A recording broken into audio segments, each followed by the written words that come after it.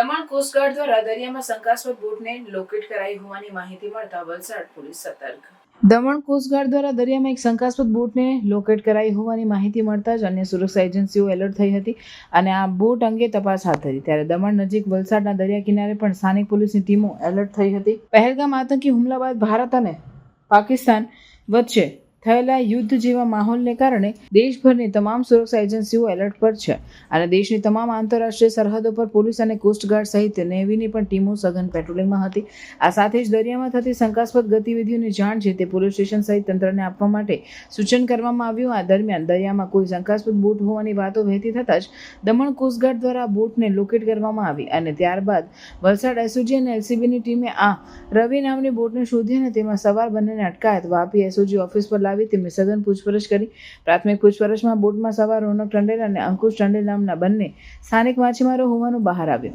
પોલીસની પૂછપરછ દરમિયાન બંનેએ જણાવ્યું હતું કે તેઓ દરિયામાં પસાર થઈ રહ્યા હતા. આ દરમિયાન તેમની બોટમાં ખામી સર્જાઈ હતી. આથી ધુમાડો નીકળતા નજીકના કોઈ માછીમારોને ગેરસમજ થતા શંકાસ્પદ બોટ મામલે વાતો વહેતી થઈ હતી ને ત્યારબાદ કોસ્ટગાર્ડ અને જે વિસ્તારની પોલીસ પણ એલર્ટ થઈ હતી.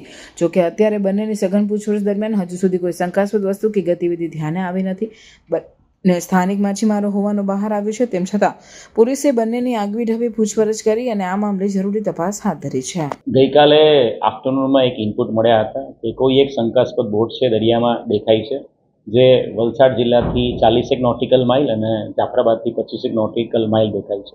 જેને અનુસંધાને જે એટીએસના વડા છે એમના તરફથી અને કોસ્ટલ સિક્યુરિટી તરફથી ઇનપુટ મળ્યા હતા અને એ બાબતે પ્રેમીરસિંહ સાહેબે પણ આ બાબતે સૂચના આપી હતી.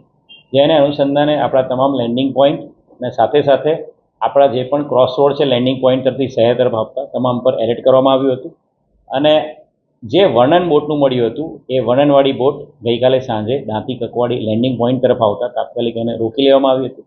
એસઓજી અને ડુંગરી પોલીસના અધિકારી કર્મચારીએ બોટ ચેક કરતા એ બોટ ભારતીય જ બોટ મળી આવી છે. એ ભારતીય બોટનો જે ચાલક છે એ પણ મળી આવ્યો છે અને એ ભારતીય બોટમાં એ ચાલક સાથે અન્ય બે એના ખલાસીઓ સાથે હતા. બોટની સંપૂર્ણપણે બીડીડીએસ ચેકિંગ કરી લેવામાં આવ્યું છે. બોટમાં કંઈ પણ શંકાસ્પદ મળી આવ્યું નથી અને બોટના જે ઓનર છે એની પાસે પણ દસ્તાવેજને બધું હાલ ચેક કરવાની કામગીરી ચાલુ છે.